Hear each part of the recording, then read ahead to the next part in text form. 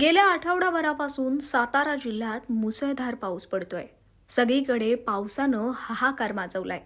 माण तालुक्यात काल दिवसभर अतिवृष्टी सदृश पाऊस झाल्यानं सर्व रस्ते, नदी, नाले आणि धरणं पुराच्या पाण्यानं तुडुंब भरून वाहत आहेत। या दरम्यान एका बाहुबली तरुणाचा व्हिडिओ सोशल मीडियावर व्हायरल होतोय।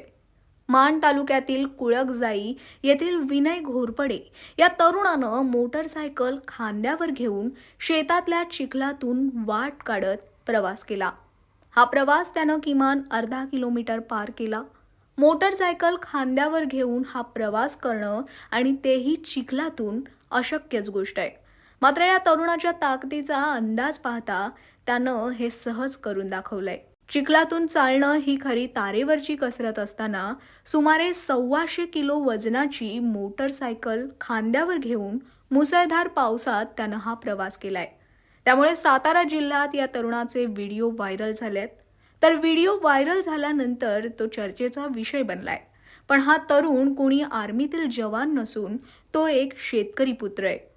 व्हायरल व्हिडिओ पाहता शेतकरी किती कणखर आणि ताकदवान असू शकतो याचा अंदाज येतो।